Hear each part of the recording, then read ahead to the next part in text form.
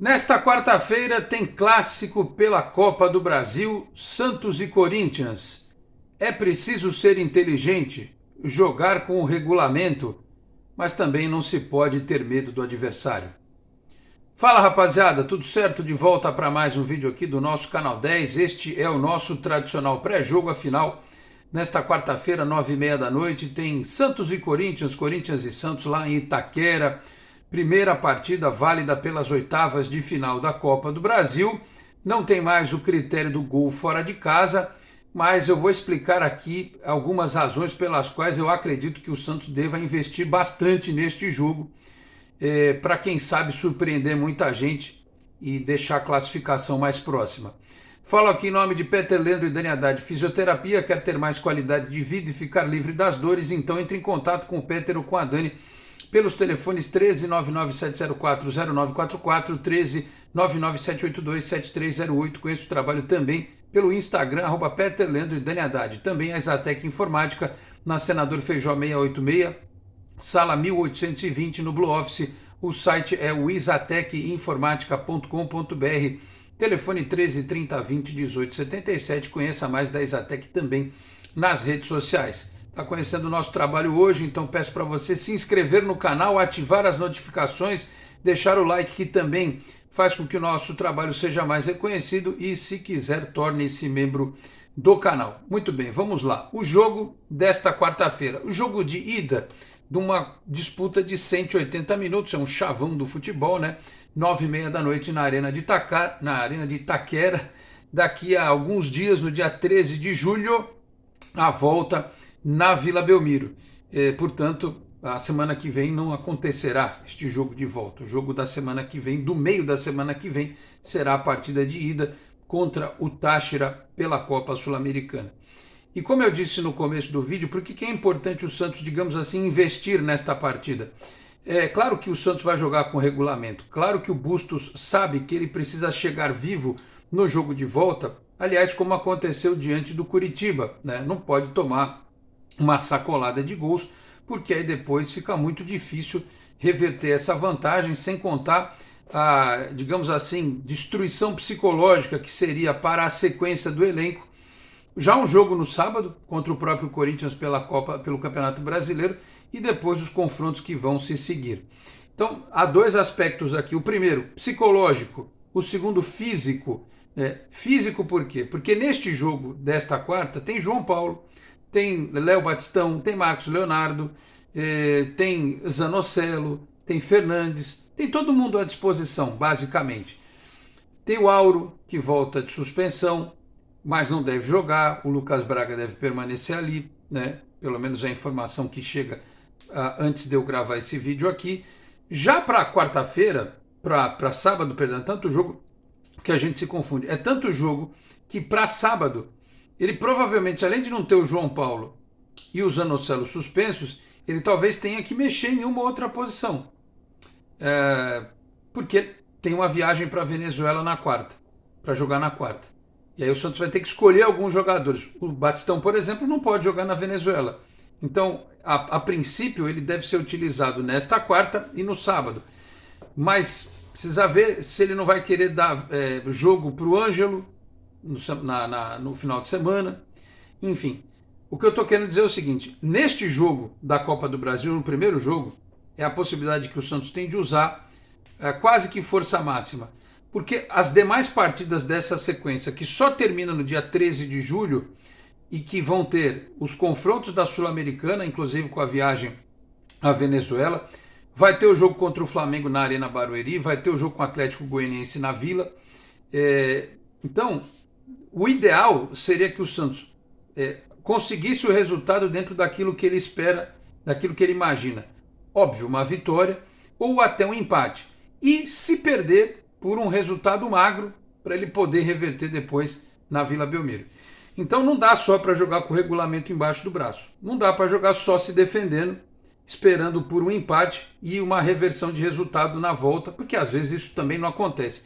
Então é preciso jogar. O Santos foi o único time que recentemente venceu o Corinthians lá em Itaquera, numa jornada super inspirada do Marcos Leonardo. Então eu espero que apesar da mudança tática, que é natural, que tem sido natural, que o Bustos tem colocado os 3 volantes quando joga fora de casa, que o restante da equipe possa, né, os laterais especialmente, o trio de frente, fazer a diferença, cutucar o time do Corinthians, não ficar apenas suportando a pressão do adversário, né? Porque esse jogo é muito mais decisivo do que o de sábado. Porque sábado, além do próprio Santos ter que escolher algumas peças, além dele não ter peças como, repito, o Zanocelo e o goleiro João Paulo, ele vai ter que escolher algumas peças para serem utilizadas naquela oportunidade e outras que vão ficar para quarta-feira. Mas o Corinthians também vai ter esse problema porque ele tem Libertadores na outra semana contra o Boca. E no ponto corrido, você até pode recuperar depois mais à frente, né? No mata-mata não tem jeito. Então eu espero que o Santos use muita inteligência nesse jogo, que ele saiba apresentar o futebol que ele apresentou, especialmente contra os Atléticos fora de casa, quando utilizou esse sistema, contra o próprio Palmeiras, que inclusive nesta segunda-feira venceu o clássico contra o São Paulo e manteve o Santos na 8ª posição da tabela, porque se o São Paulo vencesse, o Santos cairia uma posição, então o Santos segue em 8º na tabela do Campeonato Brasileiro. Então eu imagino que com um sistema que reforce o meio de campo e que dê mais liberdade para o próprio Batistão e para o Marcos Leonardo, com a presença do Júlio ali, o Santos possa ser eficiente.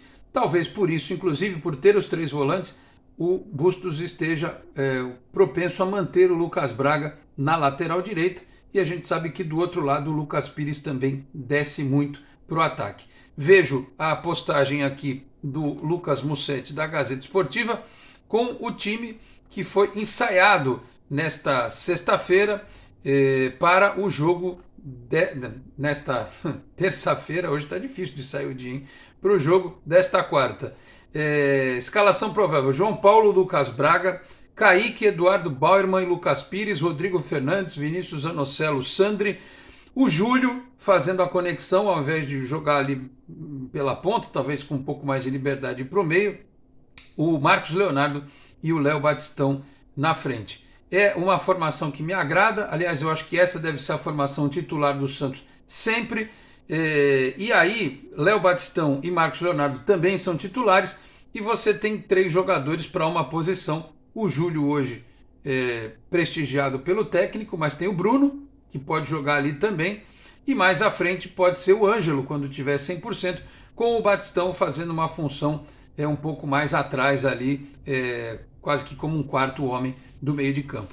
Então, vamos aguardar, tomara que dê tudo certo, que o Santos possa ser inteligente no jogo e que a arbitragem não complique a vida, porque afinal de contas conseguiram a proeza de escalar o tal de Marcelo de Lima Henrique. Tá certo que no jogo contra o Atlético Mineiro ele deu aquele pênalti, né, em cima do Bauerman. Foi uma rara oportunidade em que esse árbitro não prejudicou o Santos. Mas ele chama confusão, né? É impressionante. Numa semana em que a gente tem denúncia de tentativa de fabricação de esquema no futebol feminino, que o presidente do Santos revelou, né, na segunda-feira, colocar esse cidadão para apitar de novo é um grande ponto de interrogação. O grande problema é que todos os outros são muito ruins também, né? São raríssimas as exceções de árbitros que você sabe que não vão te dar tanta dor de cabeça. Esse, além de tudo, tem o aspecto zica, que é o Marcelo de Lima Henrique. Vamos ver se ele não complica e se com essa denúncia que o Santos trouxe a público, se o pessoal da cabine do VAR, né? Aliás, vai ser uma moça no VAR, né? Até já eu vou achar aqui. Vai ser uma árbitra de vídeo e não um árbitro de vídeo. Vou achar aqui direitinho. Eu espero que quem operar o VAR trabalhe bem. Quem estiver dentro do campo, os assistentes, né, do possante Marcelo de Lima Henrique também o façam. Está aqui ele, que é do Ceará, com a Daiane Caroline Muniz do Santos. Espero que o nome ajude. Será responsável pelo VAR.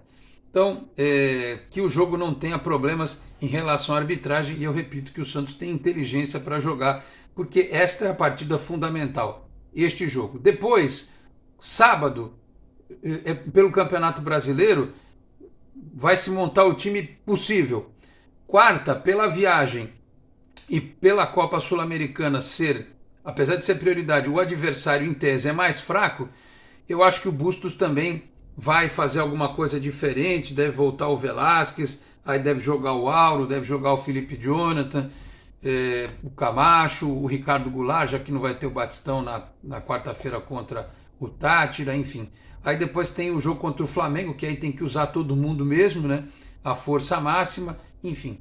E aí vão se acumular algumas partidas importantes em sequência. Então que o Santos tire da frente neste jogo qualquer dificuldade, que ele busque o resultado ideal para que ele possa, na volta, resolver a classificação dentro da Vila Belmiro, tá certo? Então, essa é a nossa expectativa. Repito, 9h30 da noite nesta quarta-feira, Corinthians e Santos em Itaquera, encaminhando a possibilidade de classificação no jogo de volta na Vila Belmiro no dia 13 de julho, 9h30 da noite, tá certo? Então vamos aguardar. Nesta quarta-feira a gente traz mais informações, mais debates, aquecendo ainda mais o pré-jogo para Santos e Corinthians às 11h30 da manhã no Esporte em Destaque lá pela Boc News TV, tá certo? Muito obrigado a todos pela audiência, um grande abraço e até a próxima. Tchau, pessoal.